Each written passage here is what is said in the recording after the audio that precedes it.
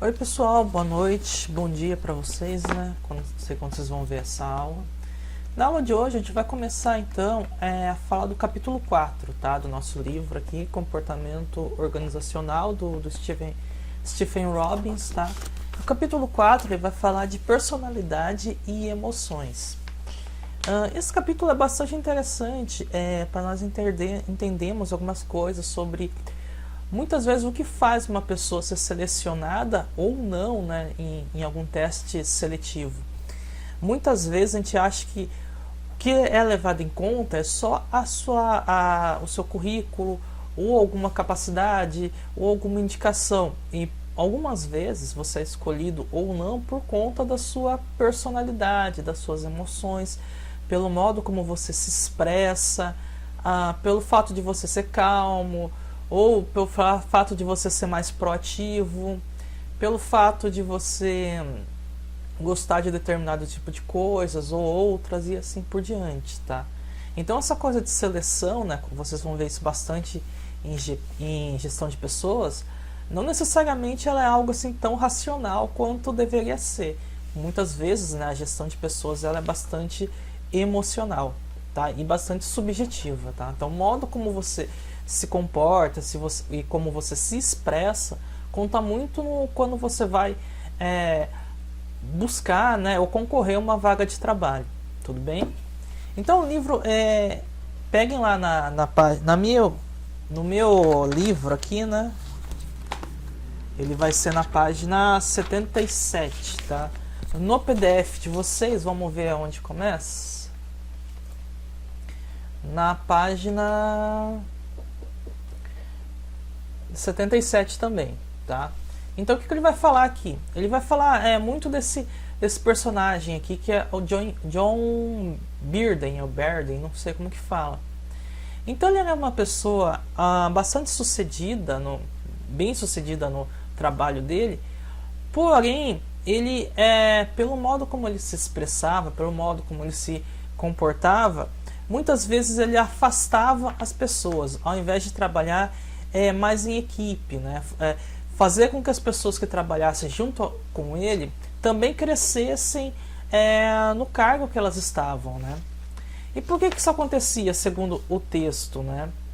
Isso acontecia que muitas vezes o modo como o John ele se comportava, ele de alguma forma diminuía as pessoas que estavam ao lado dele. Ou, se não diminuía, ele de alguma forma não compensava ou não deixava, ou o texto coloca, deixa eu buscar a palavra aqui que ele coloca, ele desencorajava, né? Isso acontece muito no mercado de trabalho, muitas vezes, né, principalmente com pessoas novas, né, estagiários, assim, ao invés da pessoa que está ali na carreira levantar a bola de quem está começando, muitas vezes ele faz o contrário, né? Muitas vezes ele coloca suas frustrações, ele quer impor suas frustrações na carreira e na mentalidade de uma outra pessoa. Isso é muito errado e isso acontece muito, tá? Não apenas em empresas, tá? Mas também se você pegar vocês, né, que estudam, que estão em colégios, né? Vocês tem professores de todos os tipos, né? Tem professores que são mais estimulados, professores que às vezes dão aula não só no colégio público, mas também em outros privados, e uns professores bastante premiados, mas tem outros ali que muitas vezes não tiveram, né, a mesma chance de crescimento que outros, né? E às vezes acabam sendo frustrados dentro da sua carreira e passam isso, né, para os seus comandados, muitas vezes alunos, né? Então, por exemplo, um professor que deveria estimular vocês a prestar vestibular, só citando um exemplo, né? Claro que eu não vou chegar aqui e citar nomes, né? Mas um professor que muitas vezes deveria estimular um aluno a prestar um concurso, um vestibular, a seguir uma carreira, que mesmo que seja uma carreira de professor, às vezes fala o contrário, né?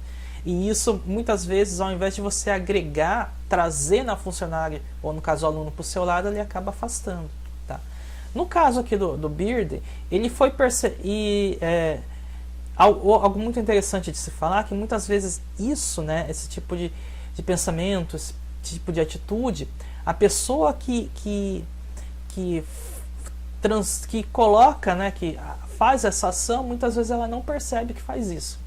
Ou seja, uma pessoa que ela é arrogante, uma pessoa que ela é impositiva, uma pessoa que tosa, né, habilidades de outras, muitas vezes ela nem percebe que ela está fazendo isso, tá? No caso do John Bearden, é exatamente isso, tá? Ele só foi se tocar que ele, ao invés de estimular, ele atrapalhava os outros funcionários quando ele foi fazer um teste de personalidade, tá? Olha que interessante, ó. Olha o que o consultor fala para ele, ó. John, você tem muito potencial, mas atropela todo mundo. As pessoas que querem lhe seguir, as outras pessoas querem lhe seguir, mas você as desencoraja, tá? Então isso é algo muito frequente, tá? Então vocês têm que tomar cuidado com pessoas que muitas vezes querem te botar para baixo, tá?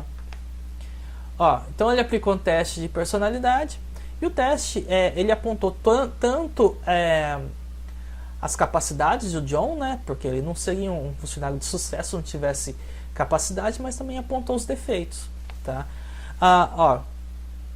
Ele era extrovertido, intuitivo, mais racional que emocional, mas o teste também revelou aspectos menos agradáveis, tá? Ele poderia ser chamado de arrogante, insensível e precipitado, tá? O John, como ele levou muito a sério esse teste, né? Fala o texto. Mas não necessariamente é isso que ocorre, tá? Então, o que aconteceu com o John? Ele repensou o seu modo de lidar com as pessoas, tá? Então, ele viu que ele estava errando nessa parte de, ao invés de levantar os seus colegas de trabalho, ele estava deixando eles de lado. Então, ele, de alguma forma, levou isso adiante, né? E remodelou o modo como ele se relacionava dentro ali do seu campo de trabalho, tá? Que interessante. Todo o meu processo de tomada de decisões de liderança foram bastante aprimorados em consequência desse teste de personalidade. Que me ajudou a compreender minha tendência de tomar decisões precipitadas. Então, o que ele passou a fazer, né? Ao invés de tomar decisões de uma forma de cima para baixo, né, de uma forma mais autoritária, ele buscou ser mais democrático das decisões que ele teve. Então, assim, ele mudou a sua personalidade, ele mudou o modo como ele agia dentro do seu campo de trabalho, tá? E isso fez com que as suas capacidades, ele contornou os seus erros, né, e aumentou a sua capacidade de trabalho, tá? No passado, que interessante que ele coloca, no passado eu estaria muito preocupado em impor minha posição logo de início, desvirtuando assim um processo. Mas me contentei em permitir que eles articulassem suas posições, ou seja, ao invés de você fazer a decisão de cima para baixo, ele passou a valorizar as diferentes opiniões e as diferentes personalidades. Tudo que fiz foi me sentar e absorver, foi um processo muito gratificante, tá?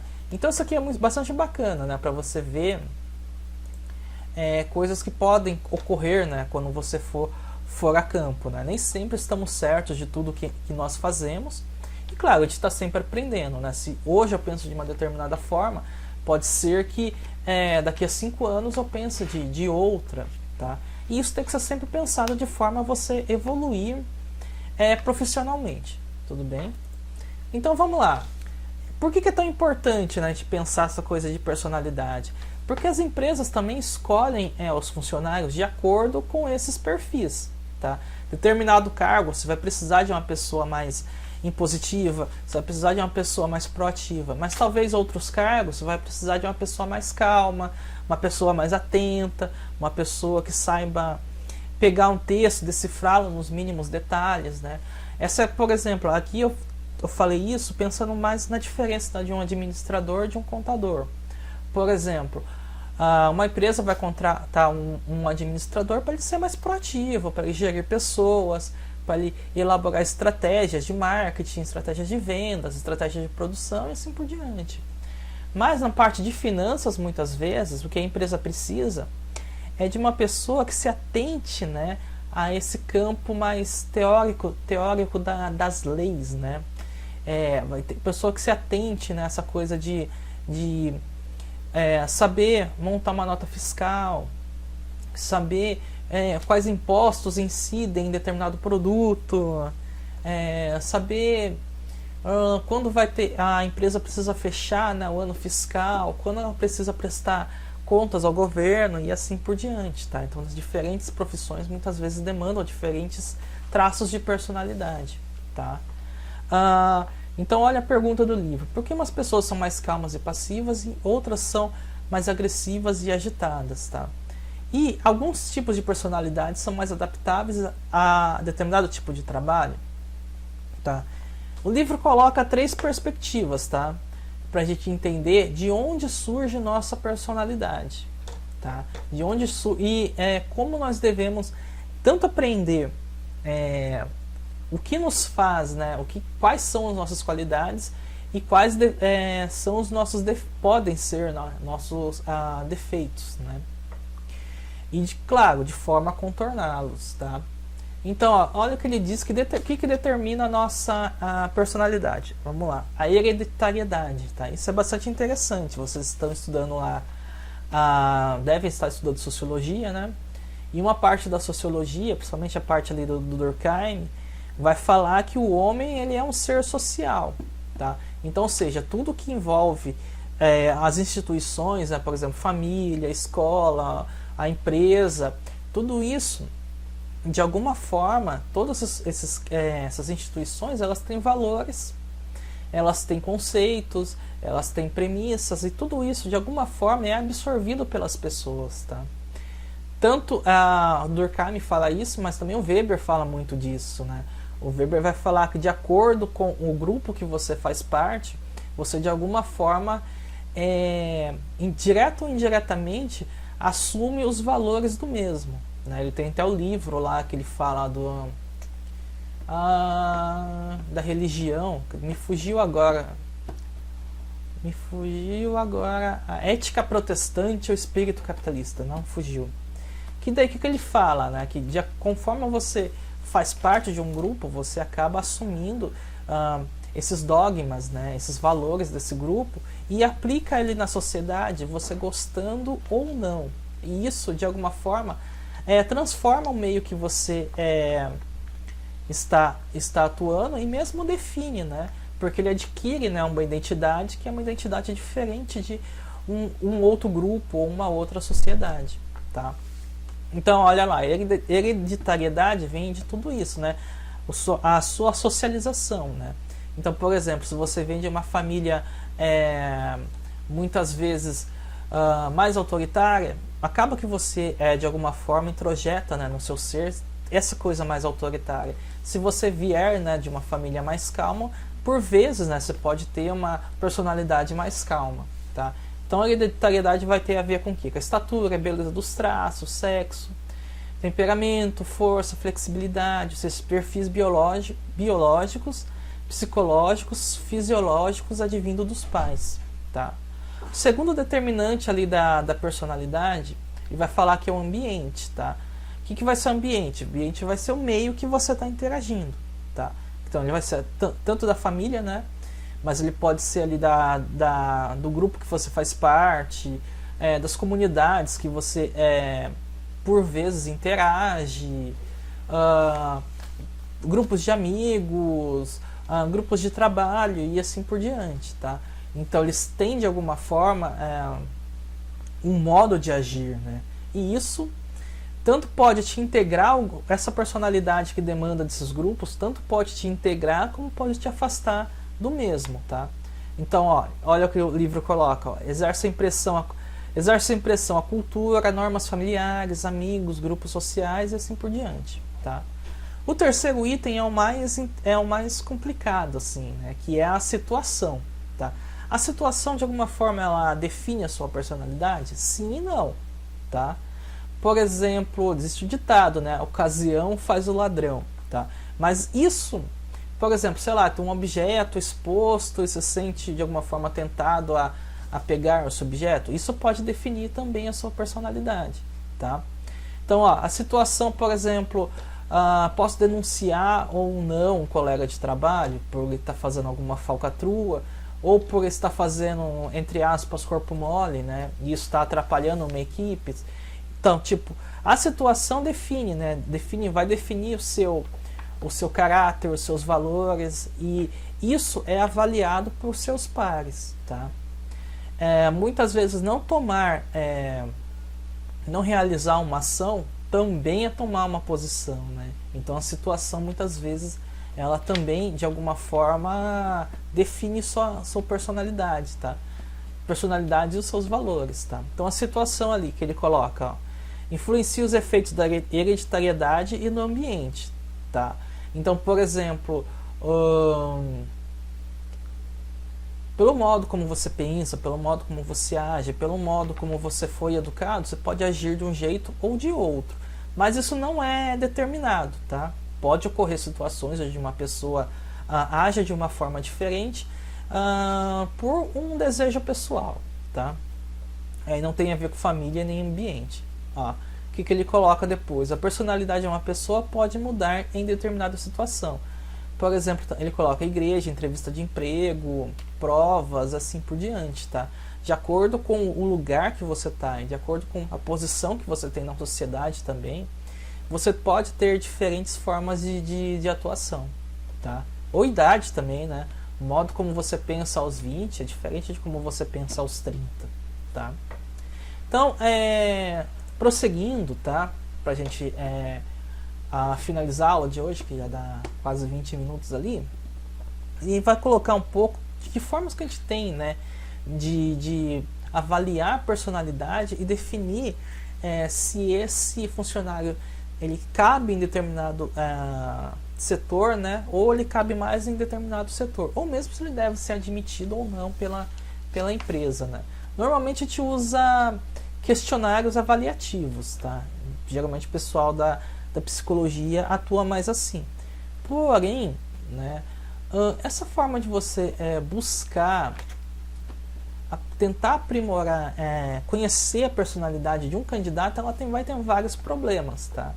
O candidato pode mentir, o candidato pode simular, o candidato pode atuar, né? Nós, né, principalmente professor, né, o pessoal até acha engraçado. Nós, durante, né, uma exposição de uma aula, nós somos de um jeito, por vezes fora, né, dessa área quando a gente está do lado de fora da escola, vamos colocar assim, nós temos uma outra forma de agir, né? Isso pode ocorrer também, né? Então, assim, na sociedade nós somos meio que atores, né? Em qualquer situação, dependendo da situação, nós simulamos, né? Ou assumimos, por vezes, outras personalidades, tá? É por isso também que essa forma de avaliar a personalidade, por vezes, elas têm muito erros, tá? Um método mais confiável, tá? Nós vamos ver que é bastante utilizado, vai ser o método que ele coloca modelo Big Five, tá? Que a gente vai ver na próxima aula, tá? Que daí é uma pesquisa que ela é mais íntima, né? Ela não fica muito ali em questões mais genéricas, tá?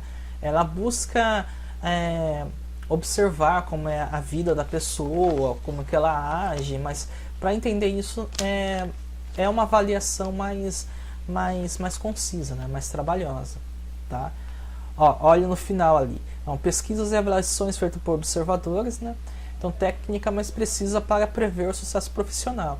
E vocês têm que tomar muito cuidado com isso também. Muitas empresas gastam muito dinheiro com esses testes de personalidade, e é uma área por vezes que é valorizada, assim, meio a meio, né? Tem muitos profissionais que valorizam, né, esses testes caríssimos pagos por várias empresas, e tem uma certa pessoa que menospreza, tá? Meu conselho se a empresa está pagando, está investindo em você para que você aprimore, né, os seus conhecimentos, então eu recomendo que você valorize esses testes e aprendam com eles, tá? Nós vamos ver alguns nas próximas aulas, mas fixem isso na cabeça. Essa coisa de personalidade, ela é muito importante, tá? se você vai ser proativo, se você é mais preguiçoso, se você interage mais, né? Se você sabe trabalhar em equipe. Então todas essas personalidades, elas são avaliadas pelas outras pessoas e não necessariamente de forma formal, né? Muitas vezes também de forma informal, através da convivência, através do modo como você age em determinada situação. E tudo isso conta pontos quando você vai participar de algum processo seletivo. Tudo bem? Então por hoje acho que tá bom por aqui. Na próxima aula nós continuamos com os testes, tá? E depois a gente fala não só de personalidade também, mas de emoções. Então é isso, pessoal. Até a próxima aula aí.